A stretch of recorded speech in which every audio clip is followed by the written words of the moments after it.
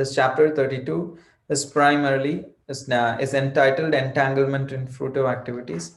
It's in primarily speaking, Kapil Dev explains the path of karma, the path of bhakti, and the path of jnana quickly. Everything is in relation to this topic called samsara.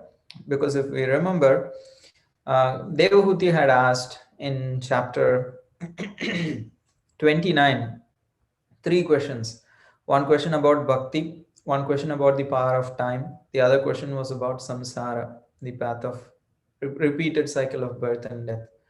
And in chapter 29, Kapil Dev explained about the bhakti mixed with the modes, and he also explained the pure bhakti. After that, in the end, towards the end of the chapter 29, he explained the power of time. And in chapter 30, he began to speak about samsara.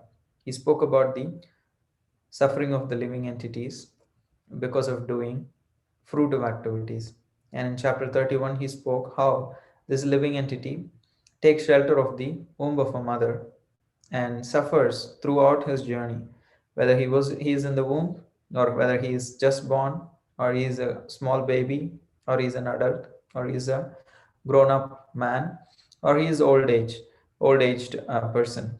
In all stages he suffers. And he also, as a parallel track, he showed how a living entity who is a devotee, one such devotee living entity prayed within the womb of the mother. So that prayers also he presented.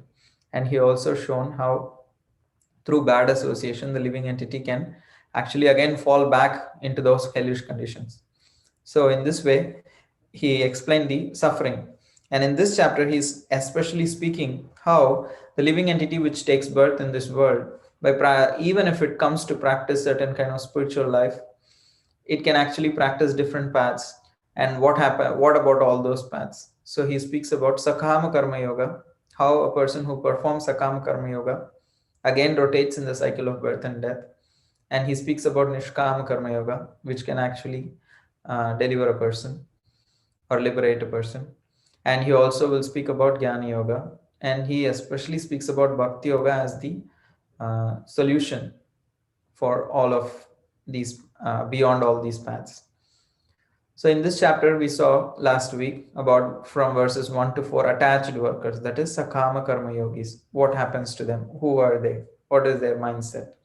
And we also saw from the verses 5 to 7 detached workers, Nishkama Karma Yogis. What is their situation? We also saw about Hiranyagarbha worshippers. I'm just mentioning the titles here. We will get into those verses specifically, but in a quick way. And then from verses 16 to 21, he specifically spoke against the Sakam Karma Yogis because they are completely, they'll be actually taking birth again and again. So he specifically shows the mistake in having attachment to the fruits. And then he spoke about bhakti. So what he saw was, what he did was 1 to 4, 5 to 7, 8 to 15, 16 to 21. He showed all these paths, but he said how bhakti is better because he personally told his mother in the verse 11 that take shelter directly of bhakti. Even though he spoke about attached workers, detached workers, and Hiranyagarbha worshippers, after speaking all these three categories, he said, "Oh mother, you don't worry about all this. You take shelter of bhakti directly." So now, after he said that and he explained about the problems in the Sakam Karma, he specifically speaks about bhakti, how it is the goal of all other paths. Even one wants to achieve a lower goal, still he can practice bhakti because bhakti, the goal is Bhagavan, the Supreme Lord, and the bhakti is performed unto the Supreme Lord. Because the Supreme Lord includes the aspects of Brahman and Paramatma, if someone worships the Supreme Lord even for so lower goals, it's achievable through bhakti. Akamaha sarvakamova moksha kama udaradihi tivrena bhakti yogena yajeta purusham param. So in the second canto it is explained how akamaha sarvakamova, whether one has all desires or no desires, or one has desires for sense gratification or liberation. All these people should take shelter of the Supreme Lord with Tivrena Bhakti Yogena, with intense devotional service if they practice, all their desires will be purified, will be achieved eventually, actually purified also. So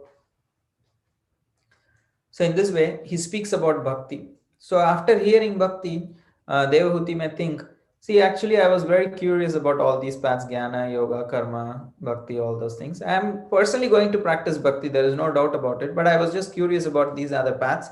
So I heard about all of those paths, but I really don't understand what is this concept of the Brahman, uh, like the Vivartavadis speak, like people who are, we call them as Mayavadis. So what kind of Brahman conception that they speak, I just don't understand that. So if there is a curiosity about that conception of jnana, so to clear that or to just inform Devahuti about it, Kapil Dev speaks about jnana again. So and then he speaks how various paths ultimately is actually ultimately to realize the Supreme Lord. He mentions that in the section 32 to 36. And in the final section, he will speak about the qualifications to receive this knowledge that Kapil Dev is giving to Devahuti. What is a qualification to receive that knowledge? So let's take a look quickly until verses 26 and then set out to see from verses 27.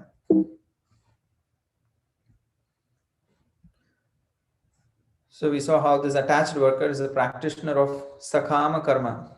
He cannot attain liberation because he is averse to bhakti, but he worships devatas. But the problem is he can go to even heavenly planets, but he cannot actually get liberated. Wherever he goes, all his destinations are temporary, and he has to come back uh, to the uh, to the earthly planet, and then he will be merged into the Supreme Lord at the end of the day of Brahma. He won't be liberated. So the detached worker is Nishkam Karma Yogi. He can attain the Lord. So because he performs Swadharma with a detachment. So through the path of sun, it is mentioned here, that is basically gradual path of liberation. So the destination of the Hiranyagarbha worshippers, there are other kinds of people who worship the Lord Brahma and they go to Lord Brahma's place. So it is in this section, it is said if they are actually devotees, they develop devotional service, they take advice from Brahmaji, then they can actually go back from there to the supreme, they can get liberated. But if they don't, they get remain attached to their own conceptions, then and if they are not fit for liberation, they will be merged into Mahavishnu. And here it is said, what to speak of those in the planets of Satyaloka, even the Lord of the Satyaloka, Brahmaji, will himself be merged into the body of Mahavishnu if he is not a devotee, if he has not developed full qualifications. So it is not that Brahmaji will not go back. Even if Brahmaji in some universe is turns out to be not a perfect devotee to go back, then he will also not go back. That is the idea. So it is to make sure, it is to emphasize that how without bhakti one cannot get liberated. So here he's saying, Kapil Dev is saying to Devahuti, take direct shelter of bhakti.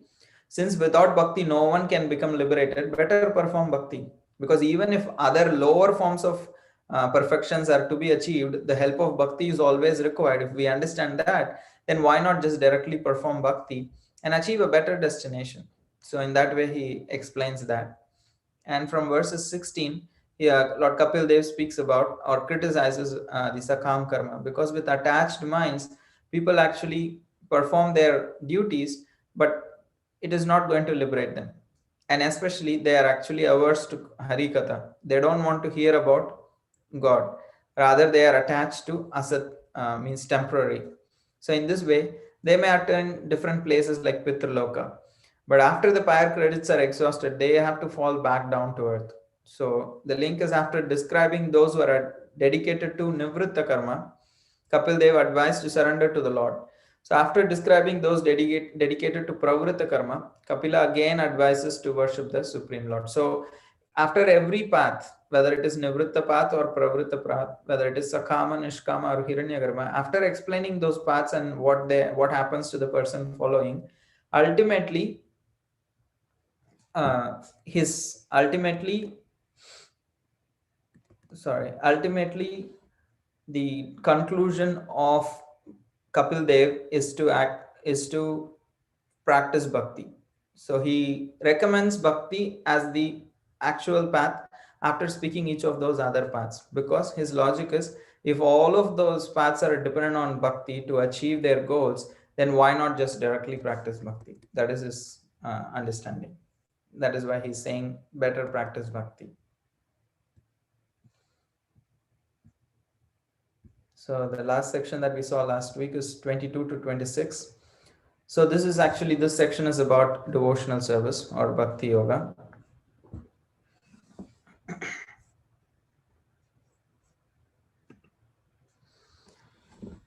So worship of the Supreme Lord is being explained there. Tasmat tum sarva bhavena bhajasva parameshchanam tadgunashrayaya bhaktya bhajaniya padambujam.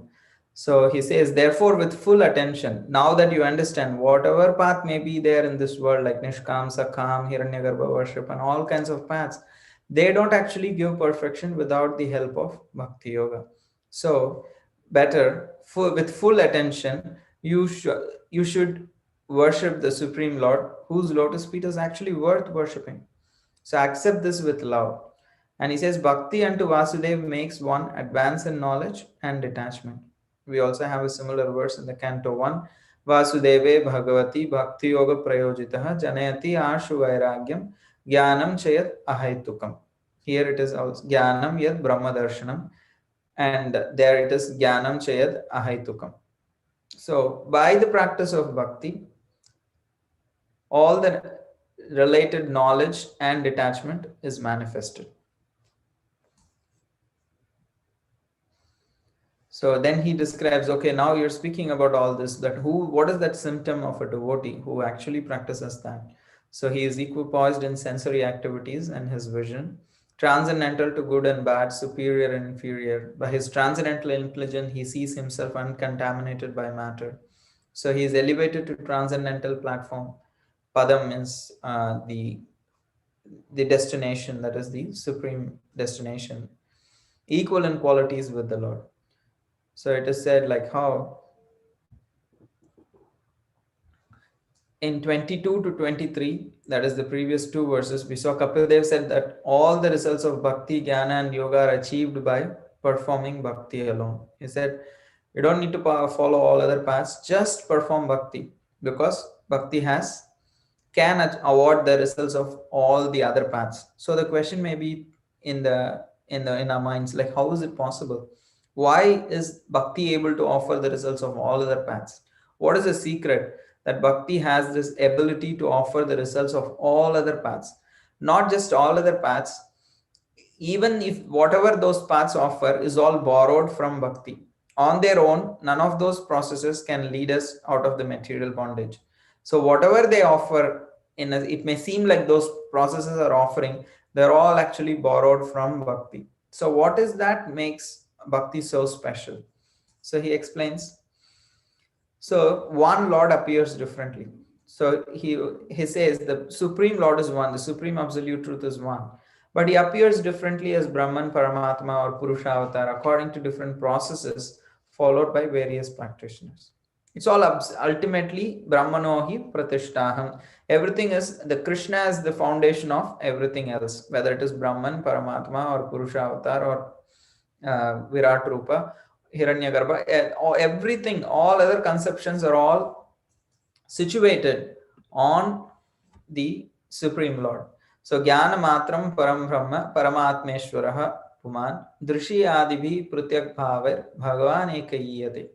Because Bhagavan contains both Brahman and Paramatma, the realization of Bhagavan by bhakti includes the realizations of Paramatma and Brahman. So if somebody realizes the Supreme Lord, then he realizes all other. In chapter 6, in the first verse of Bhagavad Gita, to the purport, Srila Prabhupada writes how this Bhagavan realization is complete because there is Satchidananda. All the three aspects are realized in Bhagavan realization. In Paramatma realization, it is predominantly Sat and Chit, and in Brahman, it is just Sat. The eternality aspect is realized. So in that angle also, Bhagavan realization is considered complete, and it includes the realizations of Paramatma and Brahman because there is Sat and Chit realized within Bhagavan realization. On the other hand, by practicing jnana for Brahman or yoga for Paramatma, one does not attain the position of an associate of the Lord, for this is nowhere stated in the scriptures. It's not that one practices these other paths with a different goal and ends up to be realizing the not just realizing the Supreme Lord, but actually becoming a ultimate associate of Lord. So that we have never heard that happens through any of these processes with a lower goal in mind. So Lord Kapila speaks on jnana. So this is where from we are starting this week. This is the section that we are starting from verses 27 to 39. So the connection between the previous section that Kapil Dev spoke about bhakti and this section that he is speaking about jnana, the link is after hearing all that, after hearing about Sakama, Nishkama, Hiranyagarbha worshippers, and how bhakti is the complete process, Devahuti might think, actually, I was eager to know about bhakti, karma, jnana, yoga. So I heard from about all of these topics. However, there is one thing that I am actually curious about. What is this understanding of the people, Vivartavadis, who speak about that everything is Maya? What is their understanding? Please explain that. So that curiosity may be in her heart. So he has not spoken about it. So he is going to speak in this section about that, and he is also going to refute it. So, however, before going that, he gives a common understanding of all the yoga processes. What is the most common thing among all yoga practices? He says detachment from matter is the most common requirement for all kinds of yoga practitioners. There is one common requirement for all yoga practitioners to achieve their respective goals: complete detachment from matter. Etavan yoga eva yogena samagrahena yoginah yujyate abhimatohi arto yad asangastu kritsnashaha. Means asangas is detachment, kritsnashaha is complete. So two is that is like very important. Means that alone is like the basic common foundation for all paths of yoga, that there should be complete detachment from matter.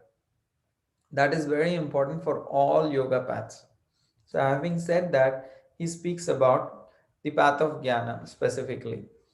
And especially, it's not that this verse 28th verse can be quoted somewhere and see what Bhagavatam says. No, not like that. This verse 28 has a context. It is the argument of the Vivartavadis, which is stated by Kapil Dev in verse 28 and will be defeated in the subsequent verses. So if we take it out of context, oh, you see, Kapil Dev speaks Mayavad philosophy.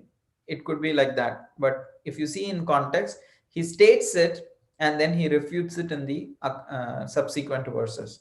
So the verse 28 says that everything is false. So that's what people say, Jagana, Brahma Satya, Jagan Mithya. So the philosophy is the Brahman is Satya, is real, but Jagan Mithya, Jagan is the Jagat is a material manifestation, this universe, this earth is Mithya, is false. So what is their understanding? Why do they say that? That we will see now. Everything is false is just the title. But those who are averse to transcendence realize the absolute truth differently through mistaken speculation, and thus everything appears to them false. So, what is the whole deal here? What is he trying to explain?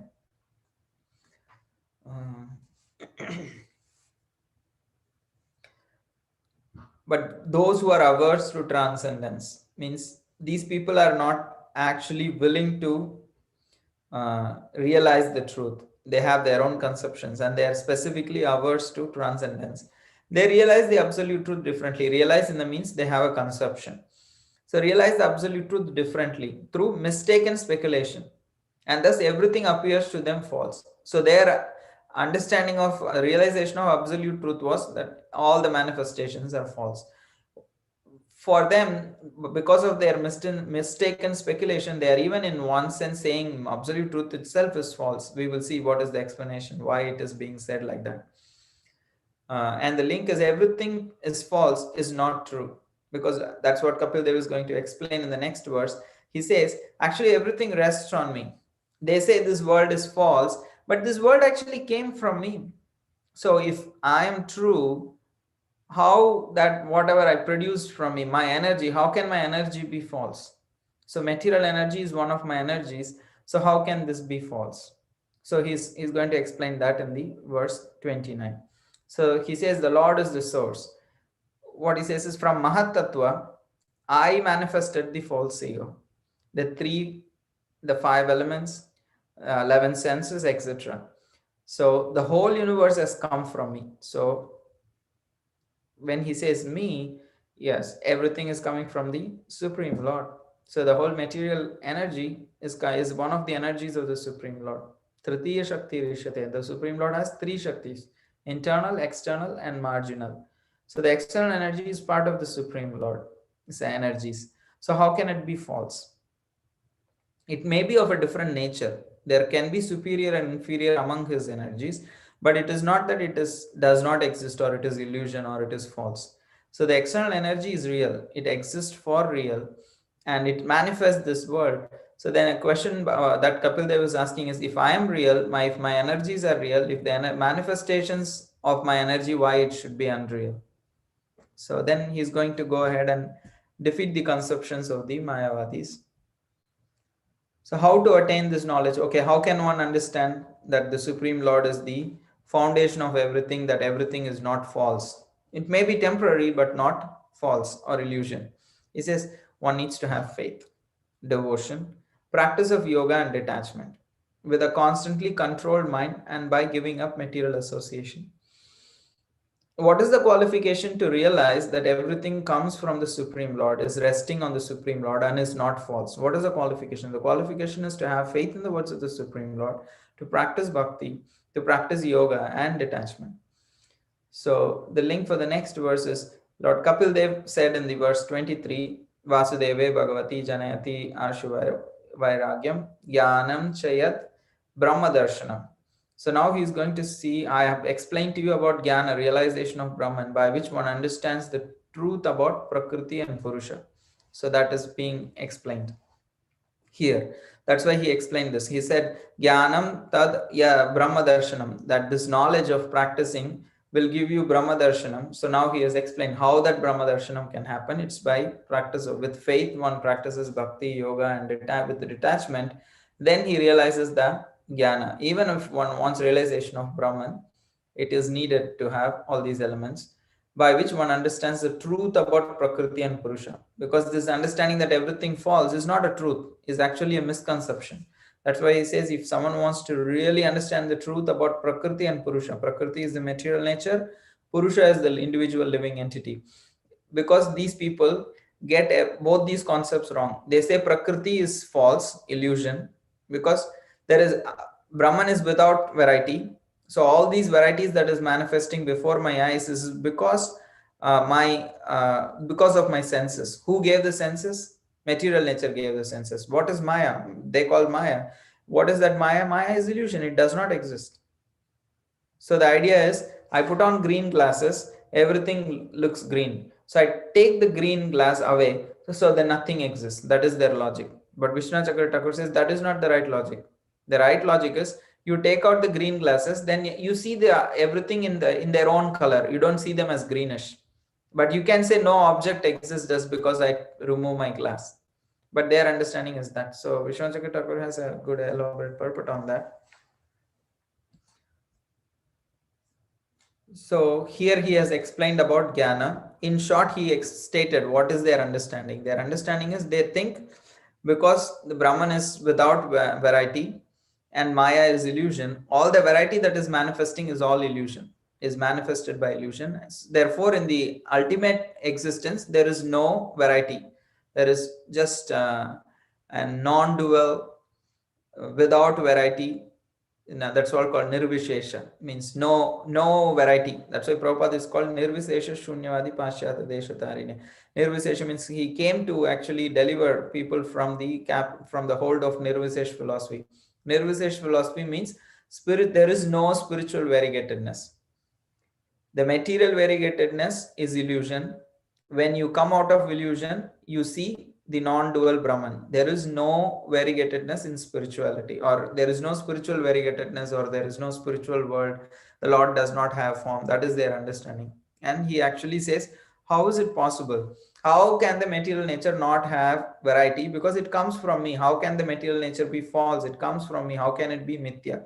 That is a one argument he gives, and he almost smashes them with just one argument. It all comes from me. I am real. My energy is real. Why the manifestation of my energy be unreal? That is the one question that Kapil Dev asked. So he spoke about Sakham, Nishkam, Hiranyagarbha worshippers by speaking all of them and showing their dependence on the path of bhakti and the limitations of their goals and the processes. He clarified to Devahuti that it is better to practice directly process of bhakti. So he said how by the process of bhakti one can achieve the goals of all other paths from verses 22 to 26.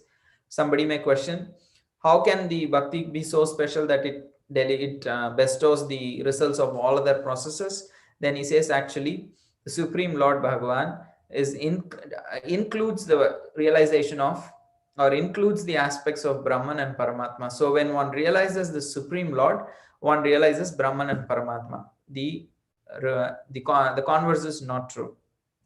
When one realizes Brahman and Paramatma, they need not necessarily, they will not need not necessarily, they will not realize the Bhagavan aspect. They will only realize Brahman or Paramatma. They will not realize the Bhagavan aspect. So, and then now there may be a curiosity remaining in the hearts of Devahuti about the Vivartavad philosophy, Mayavadi philosophy. So he explains that philosophy also, their understanding in a nutshell, and he defeats them also in a nutshell. And he says, how can you overcome this understanding? How can you avoid that understanding? Or how can you get the right understanding that the Supreme Lord is full of varieties, the spiritual nature is full of varieties, the material nature that manifests is actually temporary, but it is not illusion. So Vishwanath Chakravarti Thakur says, one might actually confuse shell for silver. A shell which is lying on the seashore to be silver. They can mistake. That's the problem is they are misidentifying shell with silver. It does not mean silver and shell both does not exist. They both exist. It is just a misconception of looking at shell and thinking it as silver. In reality, both shell also exist, silver also exists. What is this person's problem is misidentification. Similarly, in the conditioned nature, we misidentify with our bodies. We misidentify with this material nature, but it does not mean in the ultimate there exists no varieties. If forms trap us in this material world doesn't mean there is no form in the spiritual world. So in this way he explains. So now after explaining the path of jnana, how to understand it rightly, one can understand the nature of prakriti and purusha, material nature and the living entity. So now he speaks about this concept, how there are various paths, all these various paths ultimately to realize the Supreme Lord. He's not speaking about the Mayavad philosophy, he's speaking about the other bona fide paths. So he says all these paths, to some extent, they take you to the same destination. Even if you remember the chapter 12 of Bhagavad Gita, 5th verse, he speaks something very similar. Let me just pull it.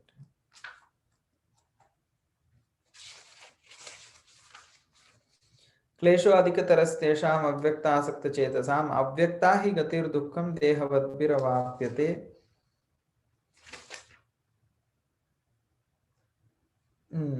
Sanyamyendriya Gramam Sarvatra Samabuddhaya Te Prapnuvanti Mameva. They also achieve me only. He says the impersonalist, personalist, among the two, the personalist is very dear to me. After saying that, he says, Te Prapnuvanti Mameva Sarvabhuta Hitera. Even they also come to me. Means what does that mean?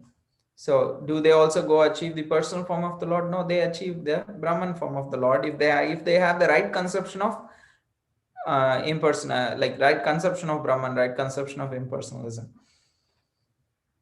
So in that way, either through philosophical research, which is jnana, or through bhakti yoga, or through karma yoga, a person actually achieves realizes the same Supreme Lord. The degrees may be different. It's the same Supreme Lord. So Vishwanath Chakravarti Thakur explains how this mountain is there. So a person who's seeing from a distance may see, oh, this is a white cloud. Actually, there is a mountain which is covered by a white cloud. So when he comes somewhat closer, he can understand some aspects. But when he actually gets onto the mountain, he can see there are trees, there are animals, there are more living entities, there are individual things there on the mountain. So similarly, he says, From a long distance, this one person may think Brahman has no variety, but when he goes, then he can actually see the Paramatma aspect and ultimately the Bhagavan aspect. So here he says how it's the same destination all these people are aspiring for, it's just a different degree. Either by bhakti, that is devotion service, or by jnana, philosophical research, one has to find the same destination, the supreme personality of Godhead, Bhagavan. Link. But it is well known that the Jnanis attain Brahman and not Bhagavan. They attain different results. So then how can the destination of both devotees and Jnanis be same? How can Kapil Dev say both actually they find the same destination? It is here, then Kapil Dev explains. Just as a single object is appreciated differently by different senses, the Lord is one, but according to different scriptural practices, he appears to be different. यतेन्द्रियै पृथग्द्वारैर् अर्थो बहुगुणाश्रयः एको न नान्येते तद्वत् भगवान शास्त्रवर्तमभिः. Means the same Lord Bhagavan Shastravartamavihi, through different scriptural practices, he appears to be Bahugunashraya. He appears to be very different. Yatendriya Pratak Dwarar, how the same object can be experienced through Pratak Dwarar, through different holes, through different senses. So if there, say, there is milk, then when we look with our eyes, the milk is white. When we tries to smell, there is a particular kind of smell. And when something is poured, the milk is poured, we can hear some sound. And we can touch and it can flow. So each sense can actually experience differently, and the tongue can actually taste. But it is the mind. So all these different processes like yoga, jnana, karma, they are all like these different senses. But the process of bhakti is like the mind, because mind is the king of all the senses, which actually takes up all these inputs from different senses and makes an assertion. Okay, it ascertains, oh, this is milk. So just by looking at it, I can confidently say this is milk. But by hearing the sound, I can say whether it is water or milk. By my smell power, I can say what it is sometimes. So even by tasting, sometimes it could be confusing. But when all these senses are given, all these sensory inputs are together given to the mind, then the mind actually can resolve it without doubt. So it's an analogy. We cannot actually dig into the analogy too much. The analogy is basically these different processes may be incomplete on their own to achieve the complete understanding of the supreme absolute truth. But still, what are they looking at? What are they hearing? What are they smelling? It's milk only. Once all these inputs go into the mind, it's clear, we understand, oh yeah, this is milk. But even if I'm just seeing with my eyes, still what I'm seeing the milk, but I'm only realizing some aspect of the milk. Oh, the milk is white in color, it is a liquid. That's all I know. So this particular in Upadesh Upakyane, like I think Bhaktisiddhanta Saraswati Thakur writes how 6 blind men actually go and touch an elephant. So absolute truth exists, like the elephant. But if 6 blind people go and touch different parts of the elephant and they say elephant is like a snake, elephant is like, if they touch the trunk and think it's like a wobbly snake, or if someone touches the legs, it thinks it's like a pillar. Someone touches the body and thinks it's like a raw wall. So different people can have different opinions about the absolute truth, because they are all incomplete. If a person has eyes, he can see all those aspects and bring it together and oh, the elephant looks like this. So yeah, this example is used in different philosophies also for different purposes, but here in Vaishnava philosophy, it is used to show how the absolute truth can be, when we understand partially by employing different methods, but can be fully appreciated by a person who has his eyes, which is actually the process of bhakti. So in that way, it is explained how different objects, same object can be appreciated differently by different senses. However, when the mind sees it, it can actually ascertain what it is exactly. Similarly, different processes may, according to scriptural processes, different scriptural processes may perceive the absolute truth differently, but the process of bhakti yoga is the only path which can give us the complete understanding of the absolute truth. So the example is of the milk. So when we see milk, we see that it is white. When we taste it, it appears palatable. When we touch milk, it appears cold. When we smell it, it appears aromatic. I'm not sure how much these days milk have any aroma. And when we hear, we understand that it is called milk. I also, yeah. When we hear that these are the characteristics of the milk, we have a conception. And when we look at it, we can kind of put one and one together. But one can best appreciate the milk with the tongue by tasting it and not with eyes, nostrils, or ears. Similarly, approaching the Supreme Lord by different means. Those who try to find the Lord by mental speculation may approach his bodily effulgence. Those who try to find him by mystic yoga may realize him as localized supersoul. But those who directly approach the supreme truth by bhakti yoga can see him face to face as Bhagavan. So this is the difference. All these processes are scriptural processes, but the realization is of different degree. Thus, the Supreme Lord is the ultimate destination. So how, whether you see with eyes or smell with nose or hear with the ears or touch with your hands, you are actually touching the same object, milk, but different things are perceived. Similarly, even though they may be realizing Brahman, Paramatma, they ultimately everything is resting on the Supreme Lord. Brahmanohi Pratishtaham. So Krishna says in the Bhagavad Gita. So one reaches the particular aspect of the Lord depending on the process. But Bhagavan realization by bhakti also realizations of the Lord includes the realizations of Lord's Paramatma and Brahman features. Thus, bhakti is the best path and Bhagavan realization is the ultimate realization. This is the conclusion. Conclusion is very clear. The bhakti is the actual path. Bhagavan realization is the ultimate realization. This is the point he is driving home. So, what are the various spiritual practices by which the Lord can be perceived? So, this question may arise because in the last verse he said, Nana Shastra, Nana Shastra Vartamavi paths based on scriptures. So, what are those different scriptural practices? Then it is said, oh, the different scriptural practices are pious action, that is punya karma, sacrifices, that is also part of karma, it's yagya. Charities to grihasthas, charity is dhana, this is for grihasthas. Austerities for vanaprasthas, Vedic study and discussion for brahmacharis, control of senses and mind, renunciation for sannyasis, yoga practice, bhakti, sakham, nishkam, varnashram. And so in this way, for understanding the nature of Atma Tattva Vinir, understanding the Atma, firm detachment, tyaga. So all these things can be considered as different scriptural practices. These are all different scriptural practices, but the best of all of them is bhakti, and the ultimate realization is Bhagavan realization. So this is the conclusion for this section. So far, Kapil Dev has spoken about samsara, and in this chapter he is saying how to get out of that samsara. It is only the path of bhakti. There may be different paths. People may say I'll do pious activities, or I will do this sacrifice, that yagya, all those things. All these kind of different scriptural practices can be there. But very conclusively, Kapil Dev has established the glory and the absolute nature of process of bhakti and its realization.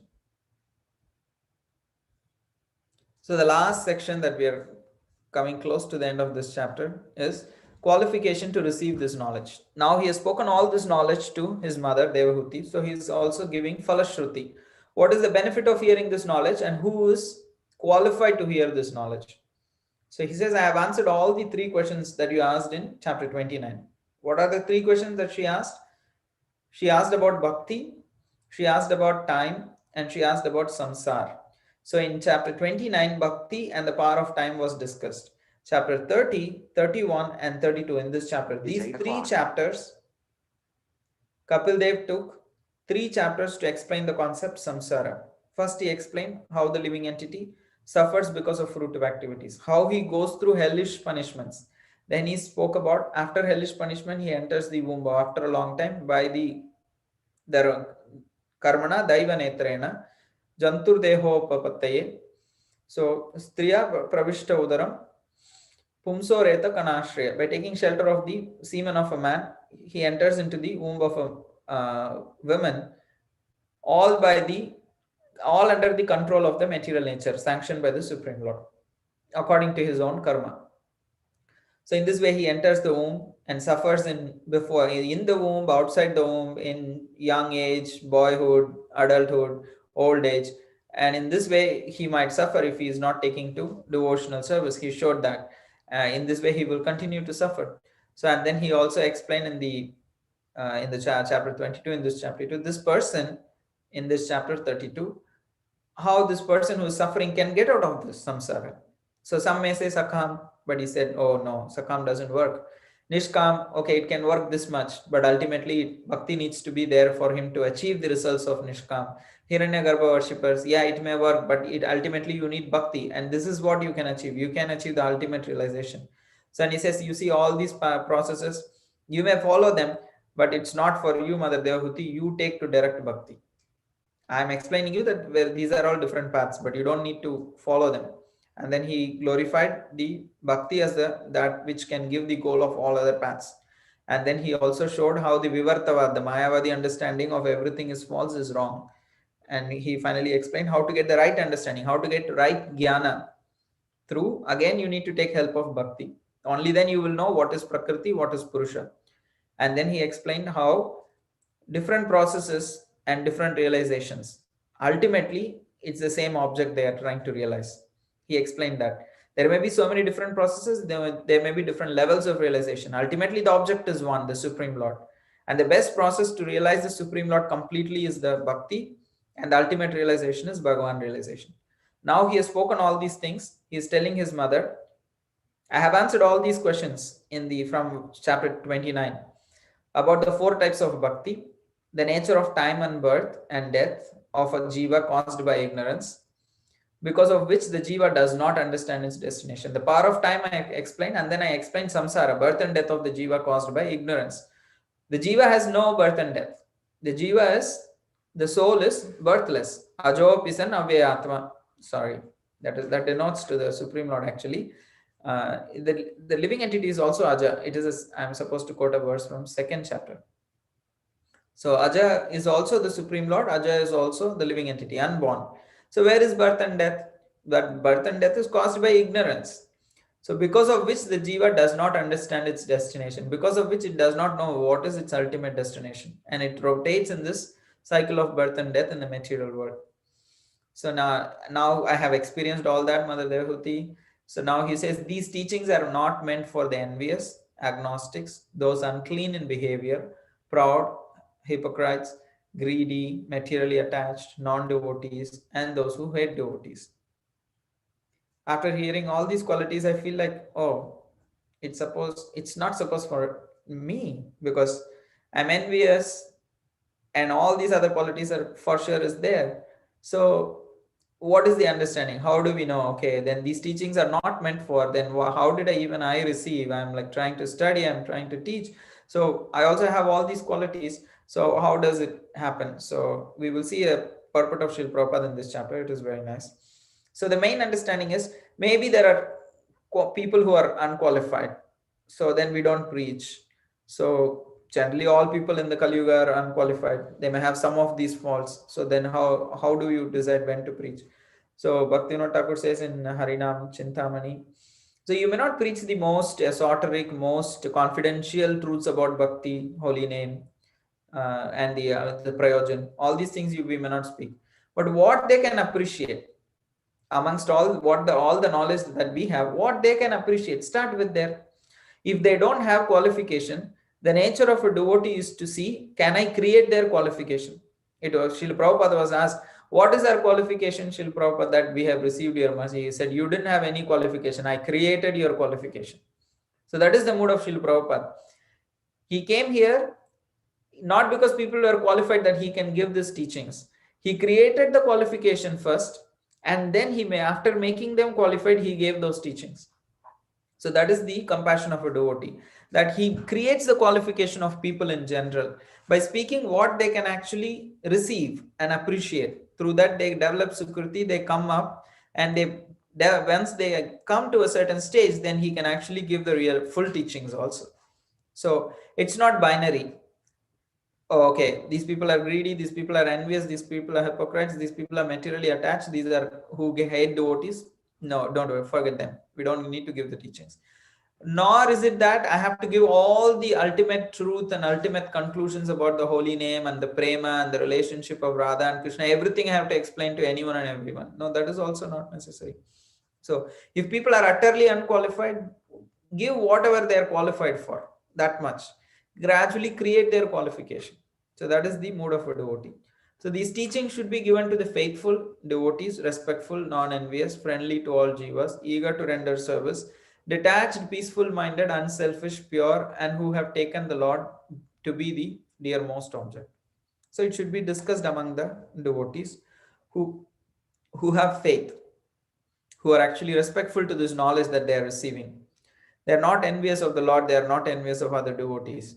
Friendly to all jivas, eager to render service, detached, peaceful minded, unselfish. So, with all these qualities, when a devotee actually is there, then he is qualified to teach, bring this knowledge, take this knowledge. And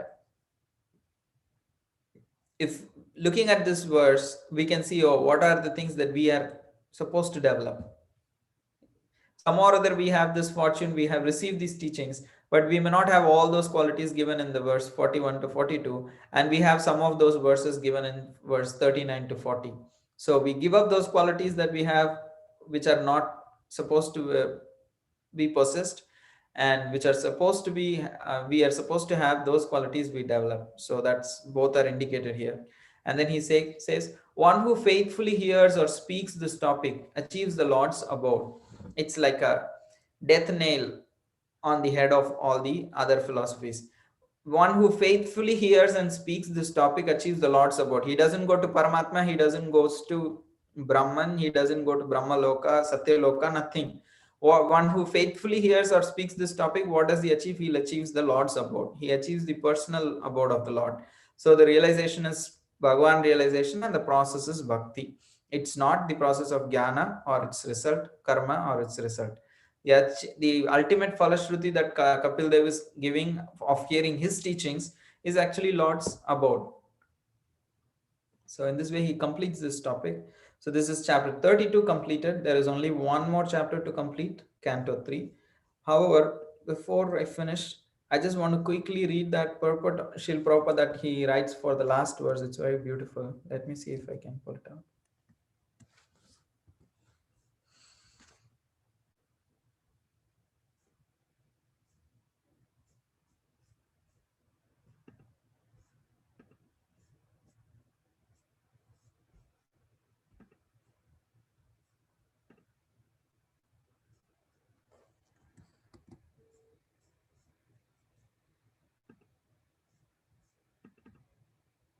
Okay, are you all there? Okay, there it is. Thank you. So here, this is the last verse of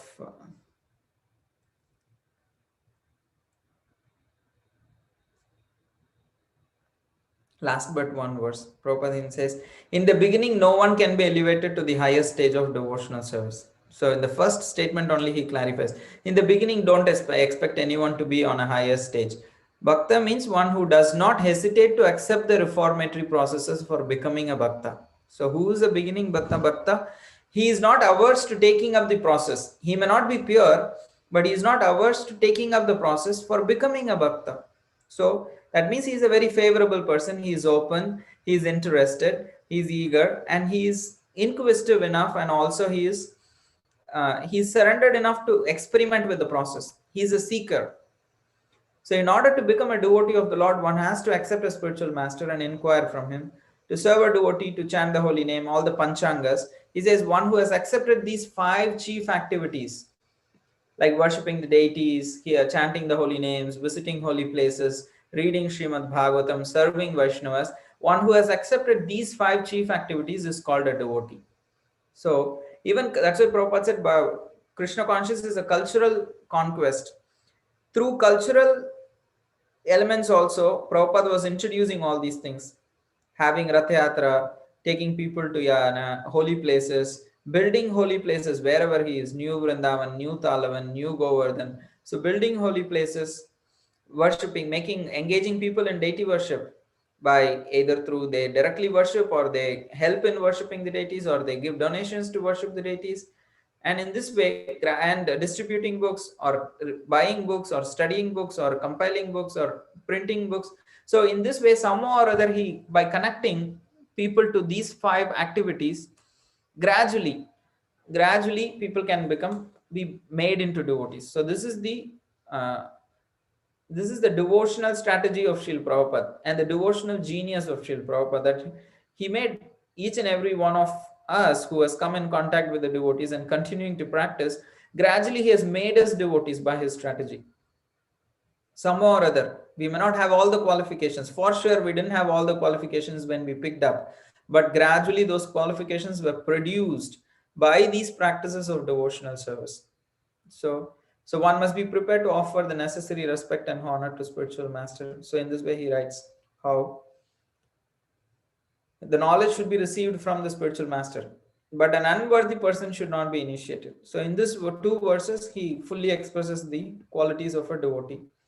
So in the last verse, anyone who meditates upon me with faith and affection.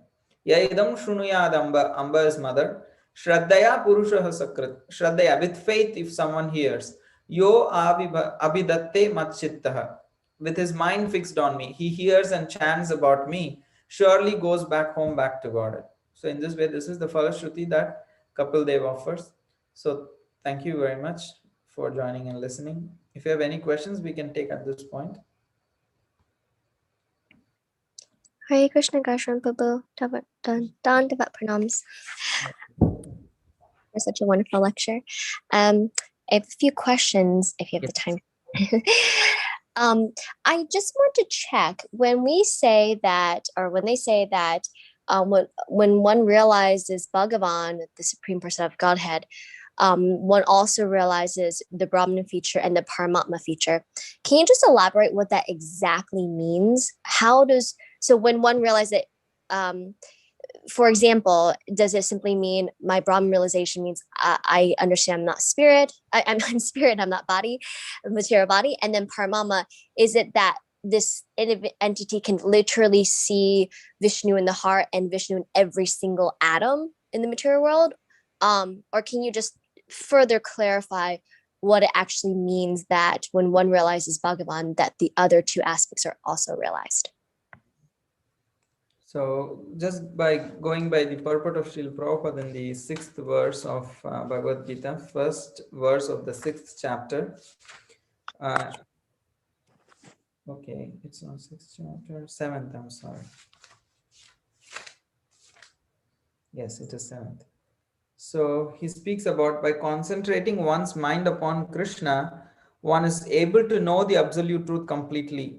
Impersonal Brahmajyoti or localized Paramatma realization is not perfect knowledge of the absolute truth because it is partial. So, full and scientific knowledge is Krishna, and everything is revealed to the person in Krishna consciousness. So that everything involves whatever is the Brahman realization's person's realization, whatever is the Paramatma realized person's realization, everything will be revealed to a devotee when he actually achieves full realization of the absolute truth, because that is what is absolute truth. Absolute truth involves Bhagavan, involves all those aspects. But in specific, if you ask what does it practically mean, yes, he will be able to see the presence of Krishna everywhere in all atoms. Premanjana bhakti vilochanena santa sadaiva hrudayeshu vilokayanti. So when he has that with his eye of knowledge, eye of love, he will be able to see Krishna everywhere. And in terms of Brahman realization is actually ultimately it's a cessation of material misery to some large extent. The and it's that is already there. It is said the five characteristics of pure devotional service, if you read in Bhakti Rasamrita Sindhu by Srila Rupa Goswami, he very clearly says, so all those moksha lagutakrit, what is the qualification of, what is the nature of pure devotional service? It actually makes liberation, moksha lagutakrit, it makes liberation appear very insignificant. And in that context, he also says the happiness one achieves. He speaks about the happiness one achieves by practicing pure devotional service. So there he explains how the happiness that one achieves in experiencing Brahman realization is say for example 100 times, I'm not sure the numbers that he gives, 100 times higher than the heavenly planets. So then the Paramatma realization is much more than that. But the Bhagavan realization, the happiness is not even the Brahman realization, not even like one drop, like 1 millionth of a drop of the realization or the happiness that a person experiences in Bhagavan realization.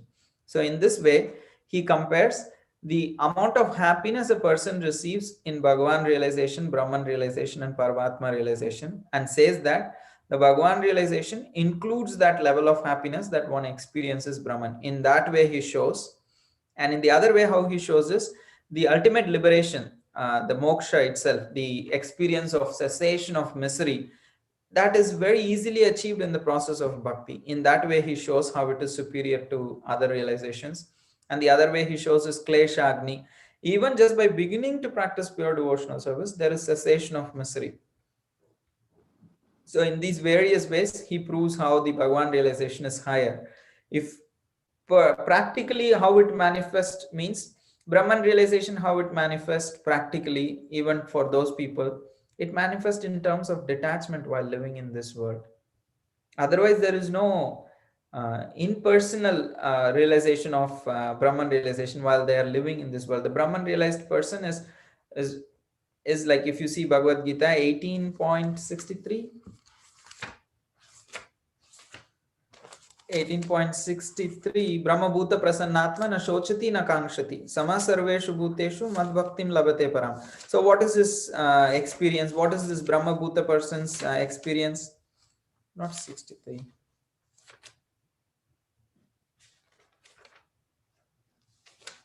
'55. Yeah, 54. Brahma Bhuta Prasannatma na shochati na kankshati. What is his realization?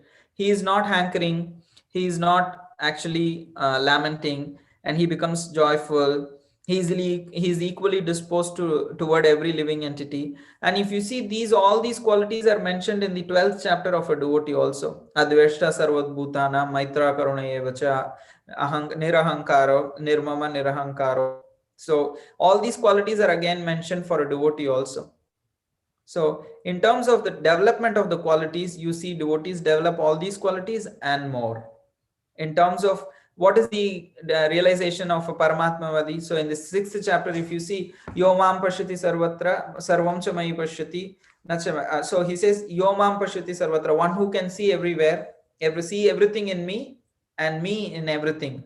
So for him, I am never lost. That is the realization of a Paramatma Vadi, means a yogi who has realized the presence of Paramatma. And for Krishna, Stavara Jangama Deke Na Deke Tara Murti. So he says, Chaitanya Mahaprabhu says, Stavara Jangama Deki. Wherever I see Krishna. Stavara, whether it is living entity or Stavara is non-moving, Jangama is moving. Whether I see moving or non-moving, I see everywhere Krishna. So that realization is included in Bhagavan realization. So in various of these perspectives, we see how Bhagavan realization includes Brahman and Paramatma. In terms of the happiness one experiences, in terms of the qualities one develops, in terms of the realizations like seeing Krishna everywhere and all these things. Does that answer your question?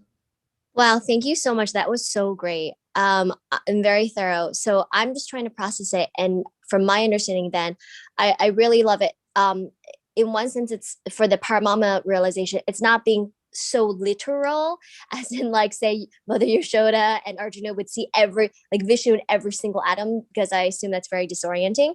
But essentially, was what you pointed out in 18.54 is that the first part of the translation, in realizing Brahman, one is always joyful, never laments or desires anything.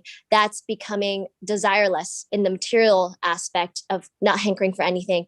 But then when he's equally disposed towards every living entity, as you mentioned, it's the I'm interpreting that as the compassion for every living entity, because they see Krishna or Vishnu in every living entity, the dog eater, the transcendentalist, the Brahmana, the miscreant.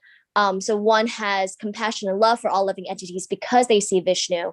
in every entity, and that is Paramatma. And then additionally, how that would practically manifest is that no matter what one is doing, everything reminds them of Krishna. They hear, they see a basil leaf and they think it's Tulsi. They see the sunset, they think of Krishna. Is that correct? That basically Paramatma is seeing Vishnu in every living entity, therefore having compassion for all living entities. And then everything is reminding them of Krishna, or is that actually more bhakti? It actually sounds more bhakti. What sounds more of bhakti? Seeing Krishna everywhere? Everything reminding them of Krishna. So for this person, that is the difference between a Paramatmavadi and a Bhakti yogi. So when Chaitanya Mahaprabhu says Tavara Jangama Deke Na Deki Taramurti, means Ishtadeva Spurti. If he remembers Krishna, how he remembers Krishna is very different. He remembers Krishna as Radhika Ramana. He remembers Krishna as Gopi Jana Vallabha. He remembers Krishna as with all these rasas. But a Paramatmavadi may not see it to that extent. He sees the spiritual presence. The Supreme Lord is present everywhere. When a Brahman realized person sees every living entity, Brahma Bhuta Prasannatma na Shochati na Kangshati, Sama Sarveshu Bhuteshu, his Sama Sarveshu Bhuteshu is on the level of spirit. Everything is spirit. This is not body, this is not body. This difference in the bodies are different, causing distinction, but they are all actually spirit souls. He sees the commonality in terms of spirit, and the Paramatmavadi sees the commonality in terms of the presence of the Supreme Lord along with the living entity. But the devotee actually sees Krishna everywhere personally, the personal form of Krishna, and he remembers Krishna in his own rasa. Thank you. And so the Paramatma yogi, it's stopped. There's no pastimes. They see the Supreme Lord Vishnu and everywhere, and thus compassion for all living entities, but it would stop there. Is that correct? Yes, their vision is we are all equal. Everything is equal because the same Paramatma is in my heart, is in here, is there. So I cannot see any distinction. Okay, wow. This is really helpful. And then I want to clarify my understanding that I had heard this, and I apologize, I'm not sure if it was from you, and I'm still going through the Gita, that for example, the Gyani who realizes Brahman goes to the Brahma Jyoti, and then the Ashtangi yogi who realizes Paramatma, at that junction, then one decides if I want to merge with the Brahman effulgence, or if I want to practice bhakti and realize the Bhagavan aspect. Is that correct? In the second canto of Srimad Bhagavatam, Shukadeva Goswami explains in terms of in trying to prove the superiority of process of Bhakti Yoga, he explains two paths, Krama Mukti and actually the Paramatma process. So in Krama Mukti, if that yogi is attached, he meditates on Virat Rupa and gradually gets purified through passing through various spots in the universe and can achieve Brahman realization. But if a yogi's heart is pure and he is actually meditating, he is qualified to meditate on his Dharanashriya is Paramatma, and depending on his attitude towards Paramatma, depending on his attitude, either if his ultimate need is to be merged into Brahman, even though he sees Paramatma, he meditates on Paramatma, he will go and merge. But if he wants a personal kind of a liberation, that is also possible with subsequent purification. It is mentioned there. Okay, then I just want to check, and I'm sorry, this whole yoga ladder thing is quite mixed, but for for example, we mentioned when one realizes the aspect of Bhagavan, then the other two aspects are realized, at least their realizations. But you would say that the Paramatma realization, although still partial, is higher than the Brahman realization. So when one reaches Paramatma realization, does one also recognize Brahman realization? And I thought so, but it sounded like from what you had just mentioned, when one meditates on the Supreme Lord in the heart, one has to meditate on the universal form, and then given that portal, then could realize Brahman. So it almost seems like it backtracks. But maybe a misunderstanding. No, it's not a misunderstanding. It's like this person wants to actually achieve Brahman liberation, but he takes this path of meditating on Virat Rupa, because he cannot actually meditate on Paramatma because his heart is filled with desires. That's why the concept of Nishkam Karma Yoga comes there, because his heart is not purified. So then he has to do so many other things, like he has to actually do this Virat Rupa meditation. And by Virat Rupa meditation, if he gives up his desires of the heart, he will become qualified to meditate on Paramatma. Otherwise, he will go to different planets, go through the experiences, and gradually get attached. And either he can go to Brahman or he can meditate on Paramatma. It's a consciousness. We can only give a roadmap. What happens with each individual entity is like a journey. So it's quite difficult to say with individual person. However, your question is, it seems like a backtrack. This person to realize Brahman, he is going to Paramatma. Actually, the goal of Paramatma meditation is not necessarily always anything personal. Most Paramatmavadis are also actually impersonalists. So I apologize. So you're saying, again, if we attach Dhyan Yoga to Gyan Yoga, it's just an extended process. See, this is interesting because this goes back to, it sounded like one must already have achieved Nishkama Karma Yoga, which is already desireless, to even practice Gyan, because one cannot sit in meditation, one cannot do all these, break the material attachments without having already, or even one couldn't even start practicing without having already detached.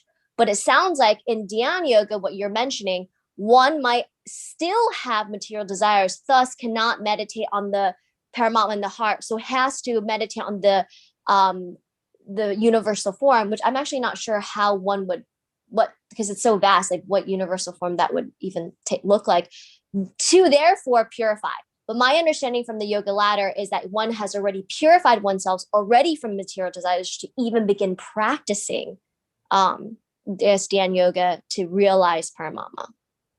I think you also have some understanding by now on this topic.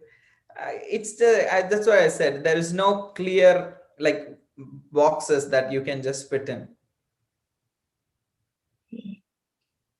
Okay, so it sounds like, I mean, I'll have to just like let it ruminate and sit with it. But to my original question then, when one goes to Paramatma meditation, they have not realized Brahman realization yet. It sounds like in one sense, it's a similar process to realize Brahman.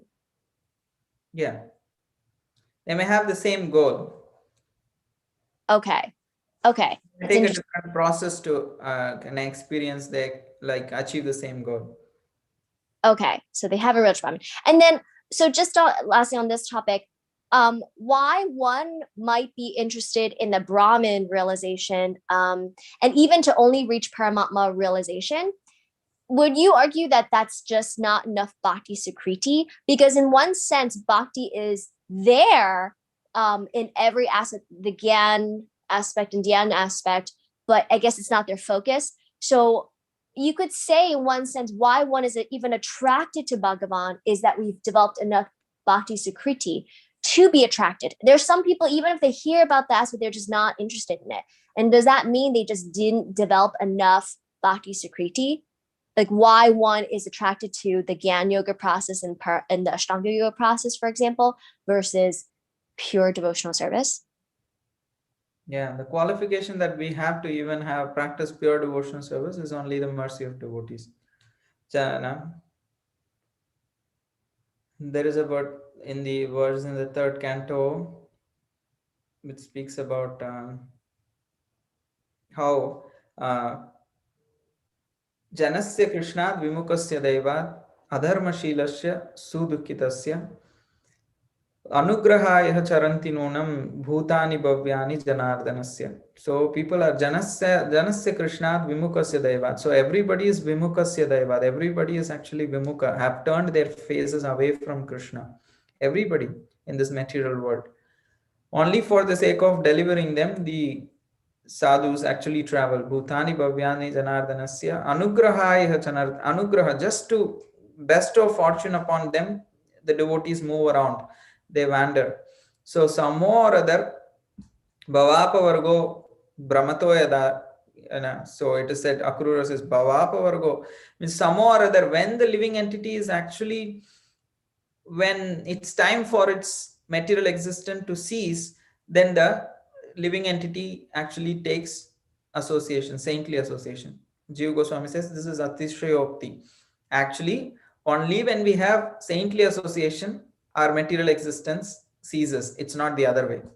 It is not the time to for the material existence to our material existence to cease. So it's just the increasing that effect of saintly association, he says. Sorry for getting into that detail. So the main understanding is the ability that we have to practice devotion service is coming from the association of devotees. It is their mercy, some or other, while roaming around this unlimited number of universes in unlimited number of lifetimes, we have had the opportunity, fortune, by being blessed by some association of devotee that has created some inclination that has gradually been cultivated.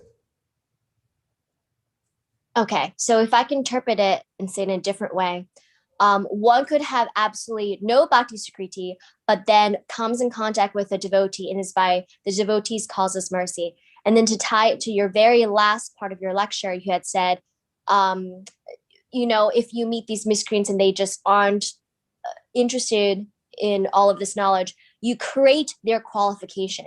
In essence, that's what you're saying a devotee does, is gives people who are not qualified this qualification, as in calls us mercy. And when you say qualification, as in maybe without them knowing, engage them in devotional service, even like donating to worship the deities, getting them to chant the holy name without even knowing it's like some special mantra. And therefore they develop that taste and bhakti sakriti to continue practicing. Is that a way to explain it? Is that correct? Yeah, Bhakti Sukriti, that's how it works. Okay. Thank you so much. I apologize. I know I'm going long. You had a long day. I actually, your last point too, just opened up a whole nother question, like can of worms about the fact. So I can ask you separately. But it was your point that If you give me an outline, I can tell you whether I have the energy to handle it, or I will tell you we can take it later. okay. So you had I'm just said curious to know what is the question, at least whether if I answer. my question is, well, uh, how I got to this was when you had mentioned that at some point in time when we feel that our material existence is done, therefore that is when we, I guess, take to devotional or we start associating with saintly persons. No, But that verse, Jiva Goswami says, it is not true. It is just called Atishayokti. It is a actually a aspect of Sanskrit grammar where cause and effect is interchanged to actually glorify the cause.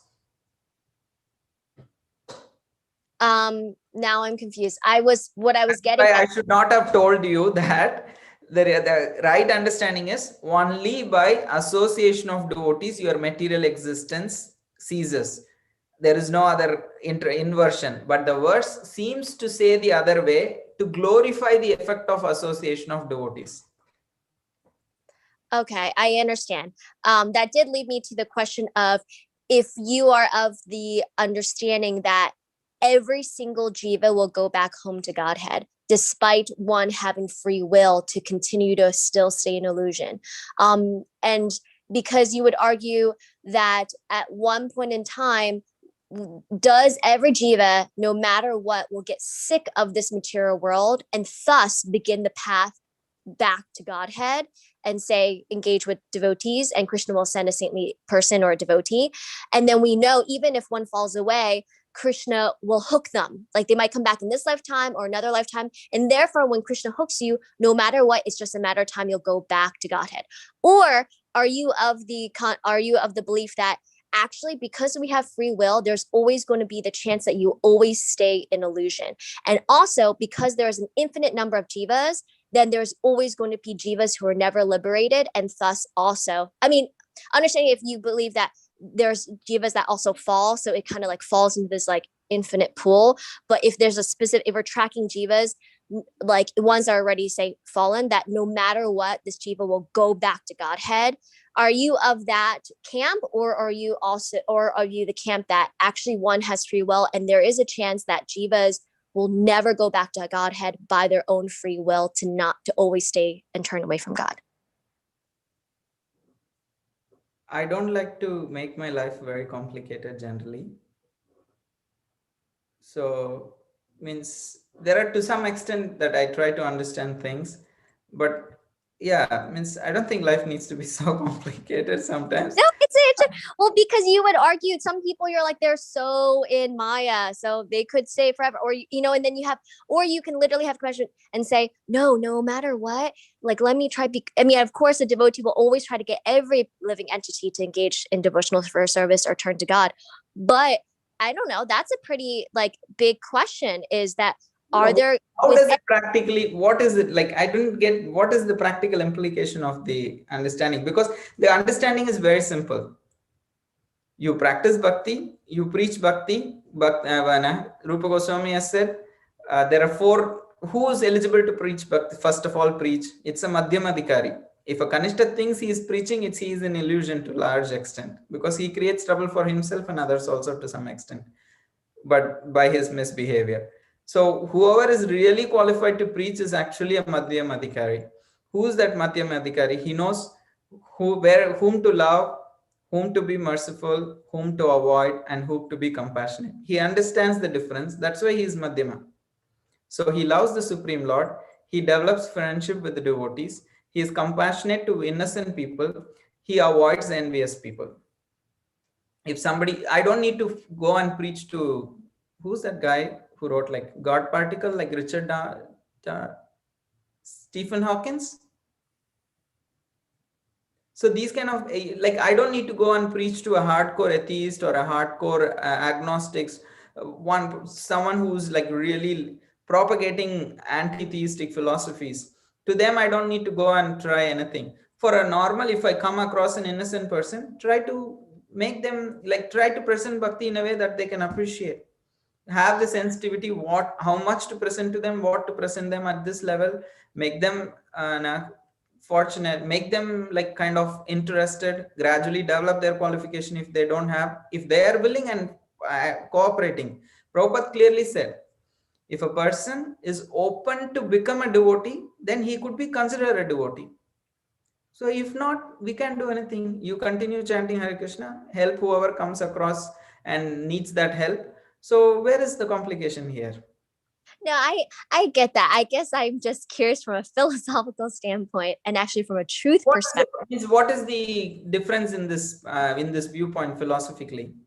No, well, if every single jiva will go back to Godhead, that's a huge thing. Versus, there's actually a chance that there will be jivas who will never go back out of their own free will and decision. I'm saying, how does that, any of those understanding stops you from practicing and preaching bhakti? Oh, it doesn't. I guess I'm just curious, because that's a big point. I'm just personally curious. My argument is it's not a big point because it does not have a practical implication. Yeah, I'm just curious. It's just, Yeah. you're right. From a practical perspective, yes, you preach bhakti. I get it. It's not that I cannot answer, but I just don't want to get into too much of those things because I know where they lead to some extent. So I'm okay. It means as long as it is not having a practical implication in my practical personal practice and being part of the mission, I don't think everything I need to know today and to have like a super clarity. That's my personal stance. So that's, you can you can surely ask someone who's like actually knowing more to answer those questions. Thank you so much. I appreciate it.